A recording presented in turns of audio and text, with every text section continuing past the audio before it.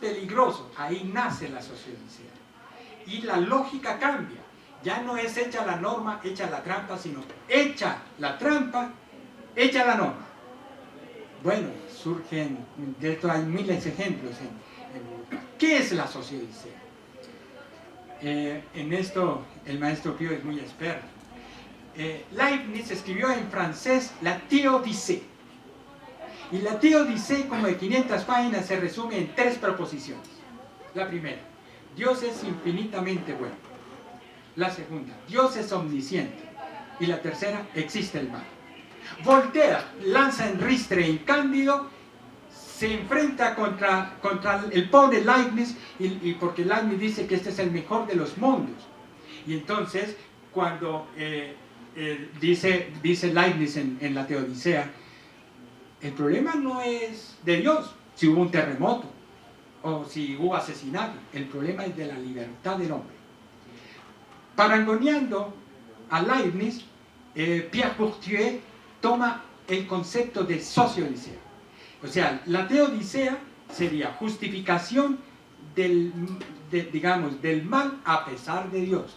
Dios es infinitamente bueno y sapiente. Sin embargo, existe el mal como un problema de la libertad humana. En el caso de la sociodicea es una moneda que tiene 2 caras. La justificación del mal y la atribución del mal. ¿Cómo funciona? Se justifica el mal, por ejemplo, en el segundo paradigma de hecha la trampa, hecha la norma, ¿sí? Y se diluye el mal. ¿Quién mató al alcalde? Fuente Ovejuna, señor. No lo sabemos. Juan Rulfo, ¿quién era? En el caso, por ejemplo, Pedro Páramo, nadie lo ha visto, pero está ahí.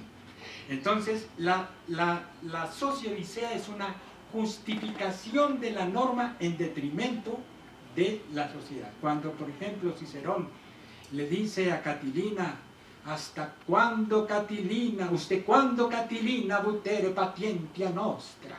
¿Hasta cuándo, Catilina, abusaréis de mi paciencia? ¿Cómo es posible que un senador romano no lleve libros de contabilidad? Eso le costó caro al pobre Cicerón.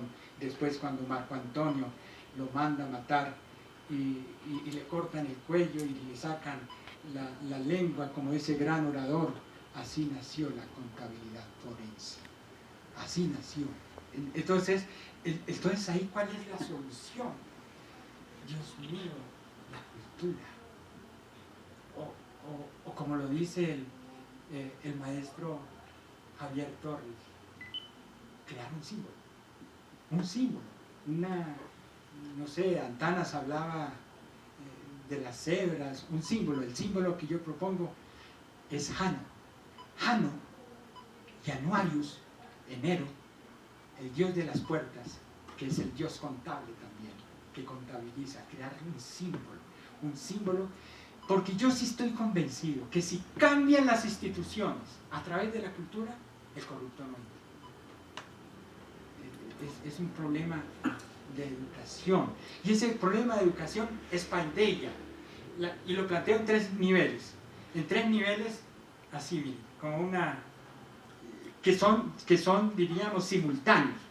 Por un lado, una fuerza moral, que podríamos llamar el gobierno de sí, y por otro lado, otra fuerza moral, que es el cuidado de sí, en 3 grandes etapas, en la formación de esa transformación de la cultura. La primera es el gobierno de sí mismo. En el templo de Delfos, conócete a ti mismo, gnóstite auton.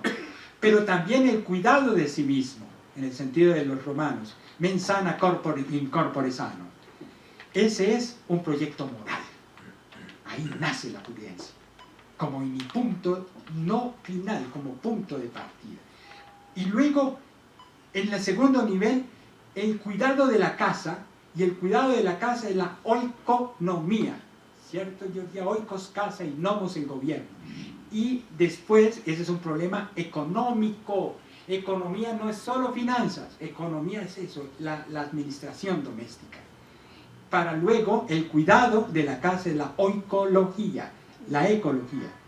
Y si yo logro gobernarme a sí mismo y cuidar de sí mismo, gobernar la casa y cuidar la casa puede ser el planeta, puedo ser político. El cuidado del Estado y el gobierno del Estado. En ese sentido, Aristóteles dice que el frónimos debe ser gobernante, no en el sentido de la carta séptima de Platón, que los sabios deben ser gobernantes. Hay sabios que son corruptos.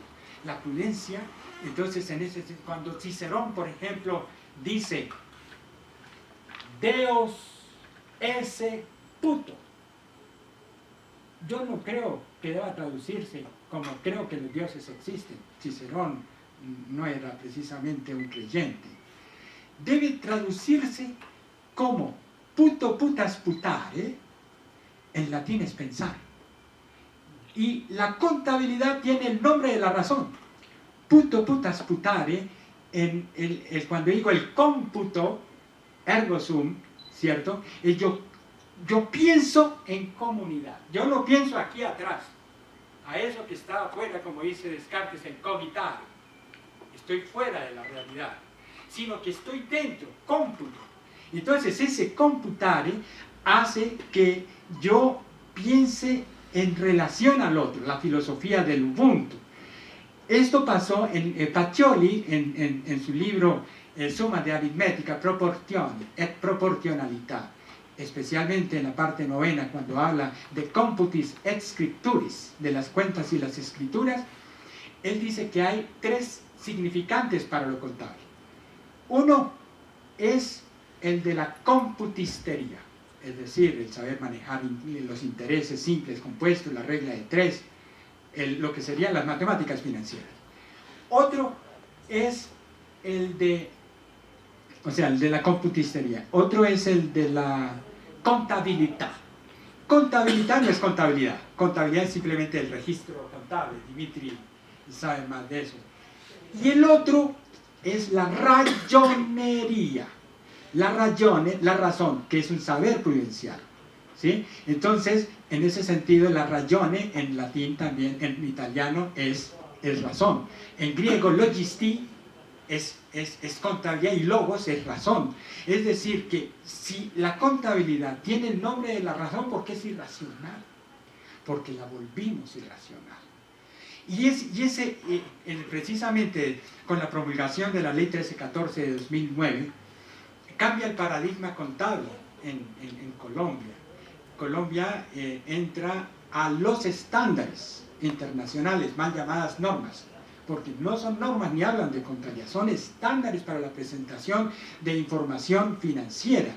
Y sin embargo, en ese sentido, hay otras racionalidades que Colombia no podemos hacer de Colombia una esquina de Wall Street. Hay unas ventajas importantes, pero sin embargo, por ejemplo, creo que digamos, el fundar sobre reglas la verdad no es lo mismo que el fundar una verdad por correspondencia. Cuando la norma es justa, no hay problema, pero nuestras normas no son justas. Y ahí empieza el problema de la sociodicea. ¿Cuál es la salida? La prudencia. La prudencia en el sentido de sembrar Colombia. Si a mí me dieran la opción de fundar un doctorado, yo le pondría sembrar Colombia. ¿Por qué? Colombia ha tenido, y el sembrar Colombia en una dialéctica del respeto. La palabra respeto viene del latín respicere, que significa ver al otro. Cuando yo irrespeto a otro, me paso por encima de él. Cuando yo irrespeto un asunto, lo paso.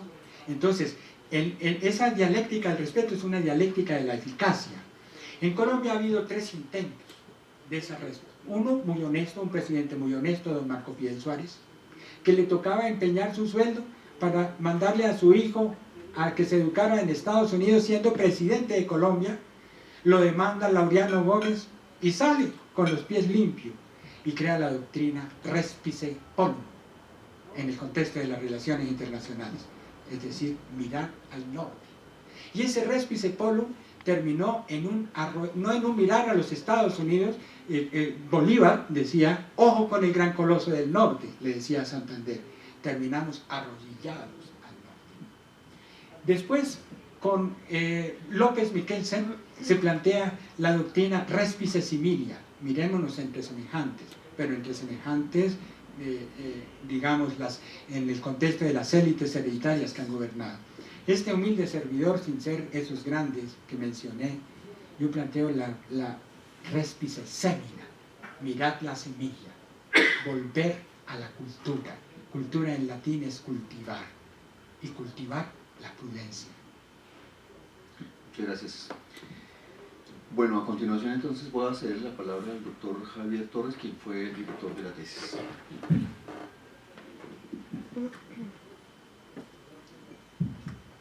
Muchas gracias, doctor Pisa.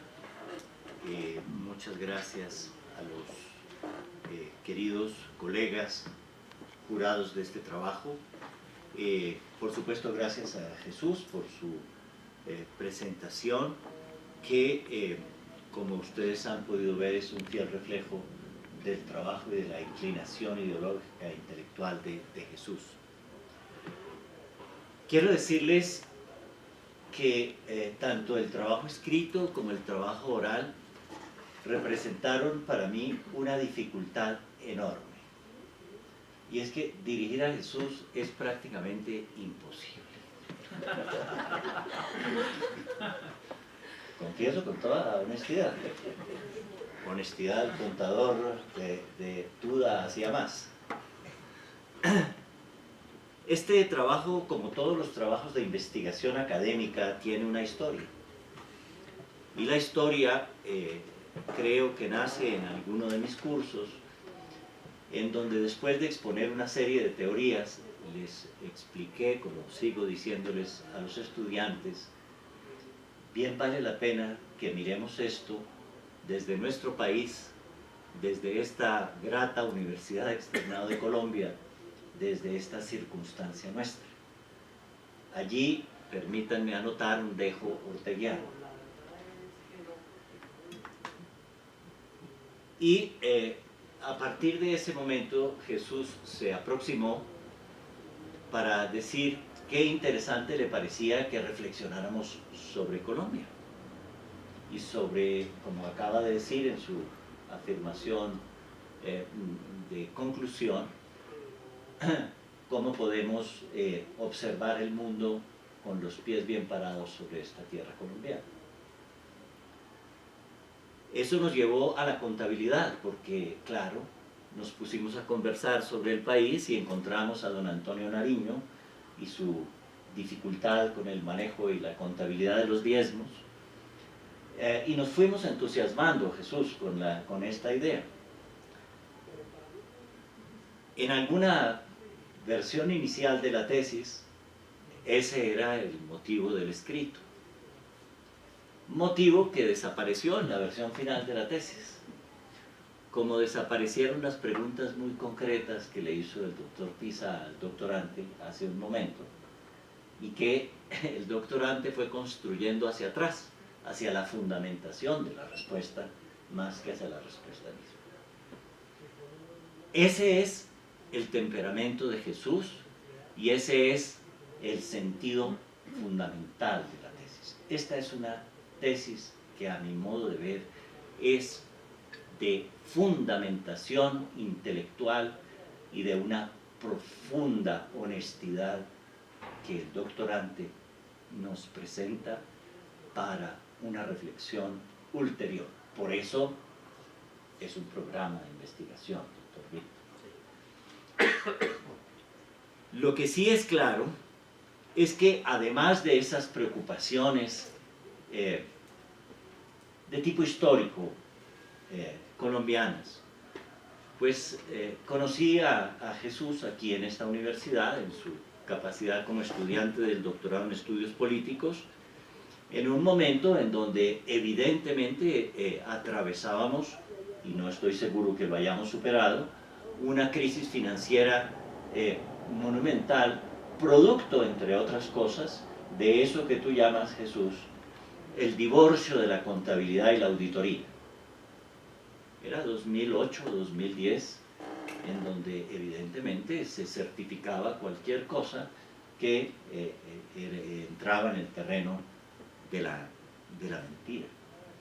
Y eso no solamente ponía a prueba los capitales y la economía, sino ante todo a las personas, a la sociedad, a la gente. Y ese sí que era un motivo de preocupación. ¿Qué decir hoy, Jesús, en que la contabilidad no es solamente una contabilidad financiera o que tenga un sentido económico, sino la contabilidad política, la contabilidad de los asesores? El contador, diría yo, no tiene hoy ninguna esquina de privilegio sobre la contabilidad. La contabilidad se ha desplazado a los asesores, quienes dominan la información y que hacen de ella las construcciones que necesitan para impulsar acción política. En un libro de Hannah Arendt, a quien usted citó en su defensa, La crisis de la República, ella pone de presente esa gran dificultad. Cómo los asesores pueden pasar por alto no solamente sumas monetarias, sino sumas de pobreza, sumas de desplazamiento, sumas de tragedia humana. Cómo en cambio sí pueden privilegiar otro tipo de contabilidades. La ciencia prudencial, claro, la apreciamos en el contexto de su investigación en el terreno de la contabilidad más tradicional. Pero hay otras contabilidades y hay otras formas en que esa ciencia prudencial, nuevamente, un llamado a su honestidad intelectual, pues nos tiene que ir mostrando nuevos caminos y nuevas indagaciones. Yo agradezco mucho que usted haya sido una persona tan juiciosa en la reflexión. Sí, doctor Pío, a ratos ese saber enciclopédico abruma, pero es supremamente valioso. En mi opinión, usted le ha entregado al país un trabajo de un valor enorme. Muchas gracias.